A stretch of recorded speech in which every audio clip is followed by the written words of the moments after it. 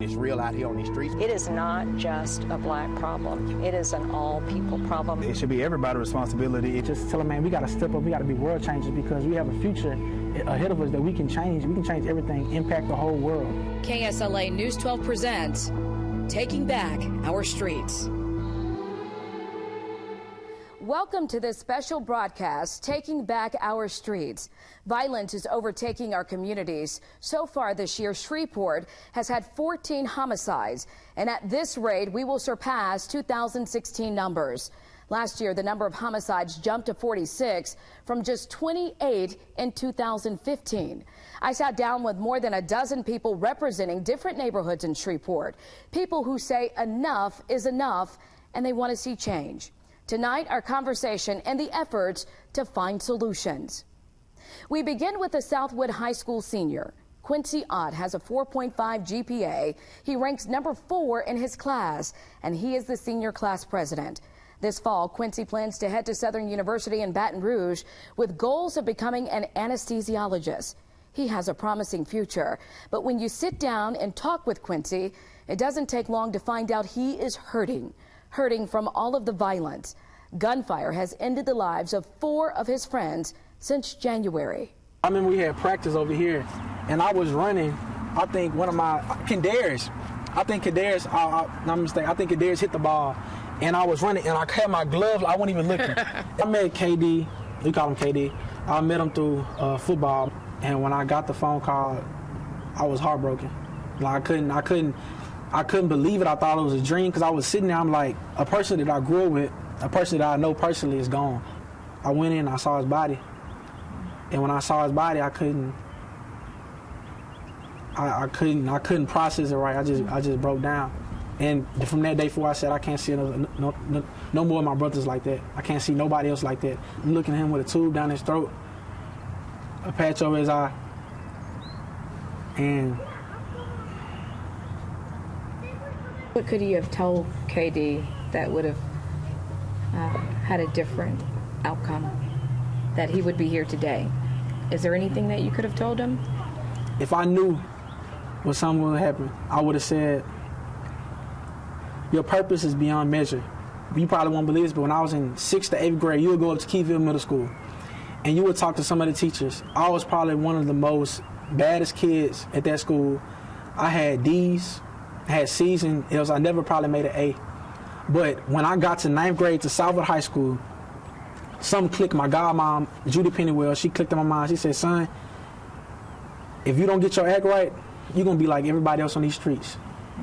And I feel like God put in my heart to sit there and influence young people of my own generation, just tell them, man, we got to step up, we got to be world changers because we have a future ahead of us that we can change. We can change everything, impact the whole world. One person that I really want to point out that does something good that police officers should do is Rashad. Rashad, he goes out, he pours his heart into kids. He's like a police officer. You're on a different pedestal, man. Rashad Johnson, yes, Rashad Johnson. Y'all Rashad Johnson, yes, ma'am. I have rolled by before and I've seen Rashad playing basketball with kids, talking to kids. He went inside a classroom and was speaking life. I was in tears. I was like, bro, this man right here has a different mind. He's on a mind, same mindset as me, trying to fulfill every person's destiny. Everybody has a destiny. He wants to see young kids succeed. KSLA Sports anchor Rashad Johnson, you're a little teary-eyed. That's all love. Yeah. I look at, I see it. I met Q a long time ago, and it's not just Q, but everybody in the community. I think when you look at what's going on in the community, you look at the violence, it really goes back to the love, and we got to love one another. And I think it starts with the kids. Before we can change the present, we have to start with the future, and we start thinking about the kids. And it's important that we pour life into them on a regular basis. And so, you know, like he said, I mean, it's not advertised that you actually go out to these schools, you actually spend time with these kids, you play basketball on the weekend with them, you actually cut their hair on the weekend. Why do you do that? It's time. I think that over a course of a lifetime, we have only so much time. And we spend so much time working, you know what I mean, going to school, doing other things, and the most important commodity that we have is life. And in our lives, we have time that we want to spend with each other. And for kids to really manifest their destiny, it takes time being spent from us. You know what I mean? Our people around us. We might come in contact with our peers. Like let's say kids. On a regular basis, kids go to school for 8 hours a day. They go to school for 8 hours a day. They do homework from 3 hours for about 3 hours. Then they got to get ready to go to bed and start all over. So how much time are we actually spending with our kids, unless it's on the weekends? And then parents, on the other hand, they spend 12 hours a day at work and 16 hours a day at work, and they rarely spend time with their kids. That's tough. That's tough. So when you hear about all of the violence in the city where you grew up, right, born and raised, it's tough. It's tough to see a lot of these kids who are getting killed. I know them, you know what I mean? So I see them, and their lives are being taken early. But for the kids, I always tell them that we can't be selfish. You know what I mean? So like for you to take a life, that's selfish, because you're not only thinking about you're thinking about yourself, but you got to think about the other person who was affected. Do they listen to you? I don't know. I hope they do. I want them to be able to listen. I think over time, as long as if one person is affected, my boy Q, shout out to Q, he was affected. So I think that over a course of time, if we all had the same, just love. Just love. If we love one another, I think at the end of the day, we'll be better off than we were before. All right. Thanks, Rashad. A local barber in the Queensboro neighborhood is doing her best to cut away the crime with a simple statement on this bracelet: drop the guns, pick up the clippers.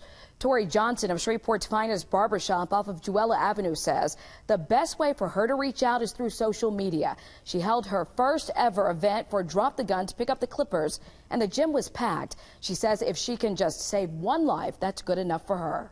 I'm trying to keep it where it's fresh, and not just when something violent happens, you know, and you just want to keep doing it. I want to keep doing it once a month or once every other month. Just give them something to look forward to, something positive. The woman getting her hair cut sitting in the chair is Monica Lockett. She's partnering with Tori to stop the violence. She's also the mother of Olympian Kendrick Ferris. She talks about growing up in what she calls the hood, and she credits weightlifting for keeping him off the streets. But I thank God for that, and now he's reaching out trying to help other kids. And a lot of mothers are losing their only child. That's what really got me. Only son, only child, or whatever, you know. And I don't want to be the one to get that phone call one day, you know, so I want to do something. We caught up with Kendrick Ferris in Stoner Hill, the neighborhood where he grew up. He talked to me about dibbling and dabbling in street life early on, but he also talks about his change, one that has made him one of the greatest athletes in the world. What made you not want to, I think, succumb to the peer pressure of doing bad things when you were in middle school? Because we know in middle school is where I did it, yeah. I did a lot of stuff, though. You see what I'm saying? Like, I'm not squeaky clean. And, like, I think that's when people can tell that you're not being real with them. Like, if I'm sitting there, hey, you don't need to do this and don't do that, and then they be like, why? I can tell you. I'm like, look, man, look, I done did the smoking, I done did the drinking, I done did a little, you know what I'm saying, trying to deal here and there. Like, man, it's nothing. It's a dead end. But I've seen the results from it. Knowing that there is more to life than just thinking, okay, I need to just be right here in my neighborhood and make this little bit of money.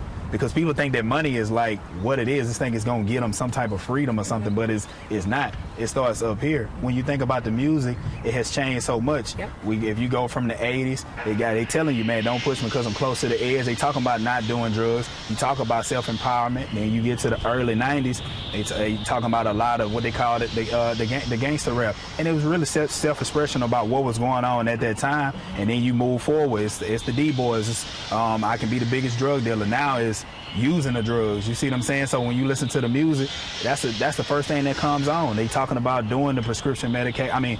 Called prescription drugs. They talk about the drinking of whatever some of these prescription things are. So it's like it's cool now to be a drug addict. So how do you reach out to those people? Man, just tell the truth. You really got to tell people the truth. Like, do you I ask questions? You know what I'm saying? Like, do you know who you are? And, you know, most people, oh yeah, I'm such. No, do you really know who you are? Do you know who your ancestors are?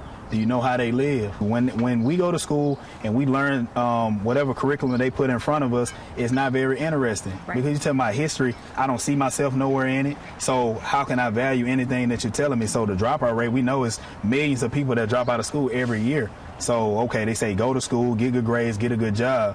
Okay, but when I'm going to school, have nothing that's piquing my interest, keeping my interest. So, man, I'm finna get out of here. I'm finna go try to make some money. Well, now I don't necessarily qualify. So what do I need to do? The closest thing is to either hustle or whatever the case is. So people get caught up. What's the solution then? The solution, it comes back to knowing who we are. When you have value of your life and who you are and how important life is, how precious life is. Like, we don't get to do this thing 100 times. You know what I'm saying? But here comes the no snitch policy. Yeah.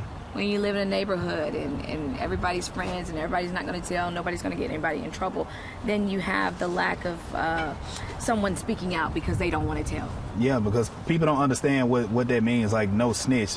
For example, if you're my neighbor, right, and then someone comes to your house and they break into your house or they do harm to someone at your house, why would I let that person just continue to roam around the neighborhood? Mm-hmm. That's a person that does not value life. That's a person that don't respect anyone because if I love you, I'm not going to steal from you. I'm not going to try to harm you. Right. That's a person that's lacking love and has no understanding of it. If someone is doing harm to someone, we got to stop that.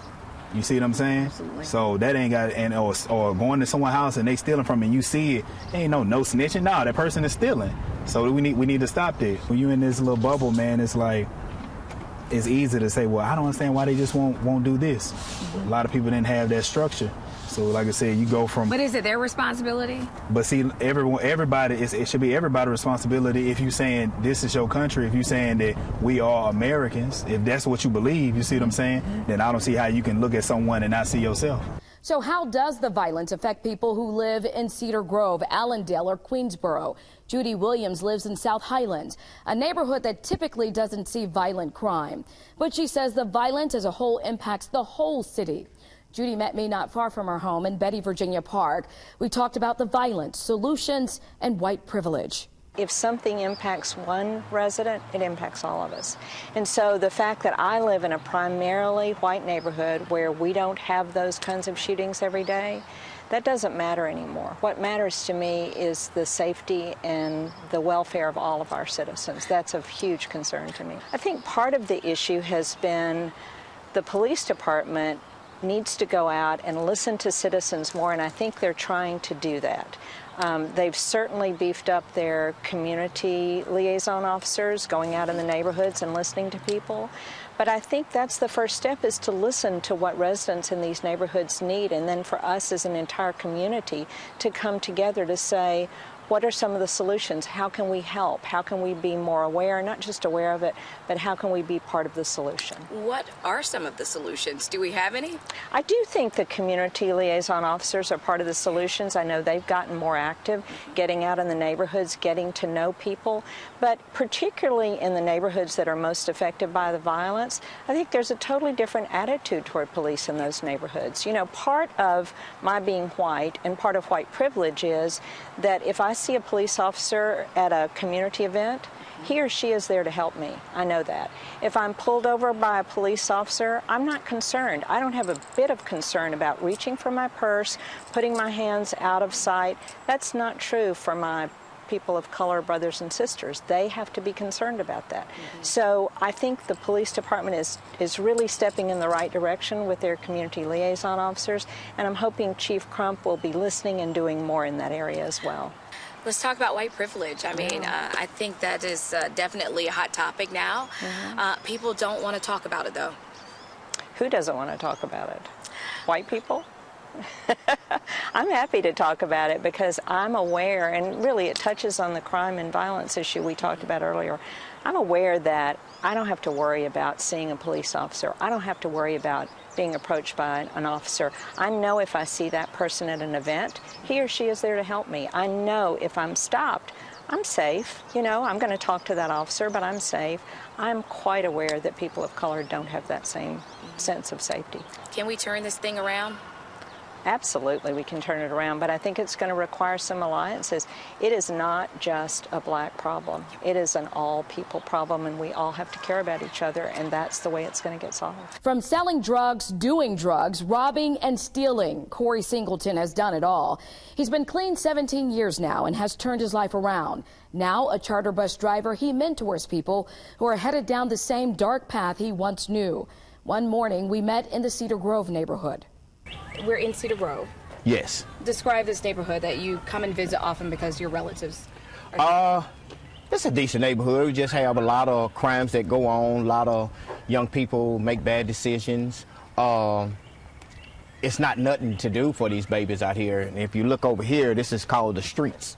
So everything they do is in the streets. They ride bicycles, streets. They play basketball, streets. They want to play football, streets. Everything they do, walking, talking, hanging in the streets. Is that the excuse when shootings happen and for them to join that life or whatever? It's because I have to survive. I live in this neighborhood. That's the excuse we use, but it's not an excuse. You know, you make that choice. I made that choice to want to sell drugs. I made that choice to want to run in somebody's house and take stuff out of their house. I made that choice to want to jump in people's cars and steal their car. I made that choice, you know. I think a lot of people feel that once they have a background, once they've gone to jail and they're not redeemable. How do you turn yourself around to get a job, a great job like you have? And they feel like, okay, I've already messed up. I've already gone to jail. I've already sold drugs. I'm already in the system. Nobody's going to hire me. You have to have faith, you know, and behind faith comes with action. You know, I can have all the faith in the world, but if I'm not putting any action behind it, what's the point? It's just like prayer. Faith without work is dead. If I pray and then I don't put any action behind it, it's nothing. But I just have faith that, you know, God didn't survive me out the streets of Baton Rouge and bring me to Shreveport to be a failure. You know, I just have faith that, you know, hey, I want to do something different, and I just put in the work behind it. I got turned down many times for jobs. The job that I have now today, they really didn't want to hire me because of the goals that I have in my mouth. But my personality, the way I spoke, you know, made the wife look like, okay, wait a minute, I can feel something. And they told me that later down the line. But, you know, I mean, I had faith. Canaan Towers is an apartment-type facility for only senior citizens. It's gated and nestled in the Allendale neighborhood. But it's the commotion and gunfire outside of those gates that has management and those who live there concerned. I watch the news faithfully because I fear that one of my residents will be on the news. Every time I hear something that's in Allendale area, I fear it's one of my residents. Do you fear coming over here? Yeah. During the day, not as much. At night, yeah. Senior citizens who should be enjoying retirement are shaken by the gunfire right outside of their building. When we sat down with a few of the residents from Canaan Towers, they're calling for more police presence. You see these little kids call themselves around here packing. The little ones? Knives, yeah, they have knives. How old are they? Some of them over there, 7, 8, 10 years old, toting knives. They go and get their mama gun, they toting guns too. They pack worse than you do. How can you break the cycle? That's a great question. Number one, some of the things, the people that they are idolizing is the people who sell drugs, because they get it quickly. They get cars quickly, they have money quickly. If you talk to the police, then you are labeled in the community as a snitch. So things can just begin to happen to people. And, you know, it pays to do the right thing. And that's what we try to tell young people. Do the right thing. Even if it is snitching? I can't say the word is snitching. I say that the word is keeping you safe. We try to have great respect for the police officers and the police that come.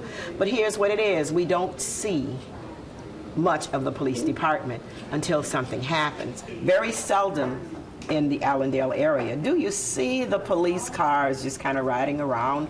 We don't see them just kind of riding around. You know, so therefore there is no relationship between the officers who come, you know, who might come when something really happens. Number one, I think it's going to take the police department. It's going to take some police coming back into the community. Some people say we need to hold you accountable. Well, I hold myself accountable. And I will say this, as I always say, and I have a right to hold them accountable. Shreveport Police Chief Alan Crump weighs in on the violent crime and talks about new changes in his department to help tackle the crime. Back in a moment. Welcome back to Taking Back Our Streets, a 30-minute special on exploring violence in our communities. Could the violence be a matter of mental health? Public health scientist Charlotte Edwards with Ananias Incorporated says we must understand what is driving the violence before we can address it. I do know that people are hurting, and I do know that hurt people will hurt other people. So if you don't address those issues, whether it's grief, whether it's loss, whether it's unresolved trauma, which are all mental health issues, if you don't address those issues, then you are allowing that person to be at greater risk for perpetrating other crimes.